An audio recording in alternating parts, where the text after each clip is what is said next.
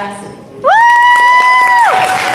A bit about Christina. She, just like Tia, came into our meetings very, very, very passionate and education. She has made it her life journey to be an advocate for children and for people who may not have the voice themselves. She's always willing to have a meeting. She's always willing to talk more, and she's always willing to school us about what we need to do for the children.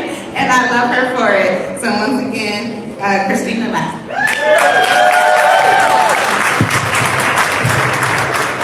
I got a warning about my 2 to 3 minute, and y'all know me, I'm long-winded, so I'm gonna try today.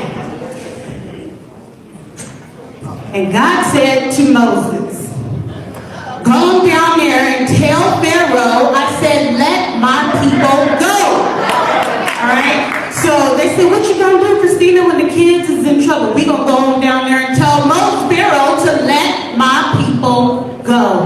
And so it's an honor and a privilege to be here. I want my mom to stand up. See, I grew up in the Apostolic Kojic Baptist.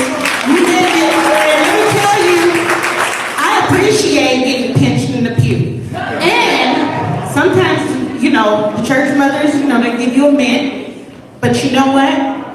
I learned there. And we understand community because some of those church mothers were also the school teachers.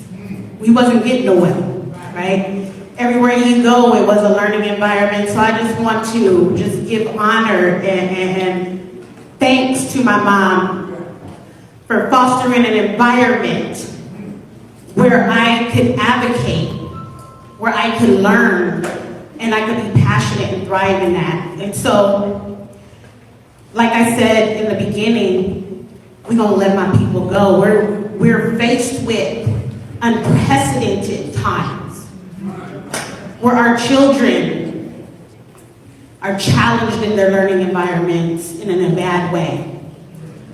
But we're not gonna just sit back and watch the news headlines. Lord, tell them, they gonna call me? I said, well, we about to pull up today. So that's me. We're going to get the kids out, and we're not gonna allow them to be oppressed. They are going to know that they have to let my people go. Reverend Mosley, thank you. I gotta say, Reverend Mosley has listened to hours of my pontifications. My kids affectionately call it Black Air Force energy. I said, Reverend Mosley, I got that Joshua anointing on me today because I'm going to pray that God let the sun stay in the sky till I fight for these children and I ain't coming back. He said, go on, soldier, go get them. So I appreciate him trusting me with this region and the work. And it is a heavy lift. And so I want to thank the chapter also for listening to my pontifications about what's happening to Black children, because that's the energy that I come with. And they always say, what do you need us to do? Well, we got to pull up to Sacramento right now because we're going to let them know that they got to let our people go. They said, okay, we're going to be there. And I appreciate that trust. They don't ask why. They just say, let's go. And so I do this work with community, with parents and families, because all of our suffering is tied together. And whether or not it's my child that's suffering in school, or yours, or your grandchildren. My grandson, raise your hand. That's my grandson right there, Caleb. And my daughter and I, raise your hand. Daniel, my son. And I got more where that came from, but y'all can talk to me about that later. Anyway, whether it's my children or yours, their suffering is connected. And so when we say that we're going to pursue justice by any means for our children, we mean it. And I treat every situation as if they were my children. As if they were my children. And so I want you to look to your left. We're going to have a little bit of Vacation Bible School real quick. Pharaoh, say Pharaoh.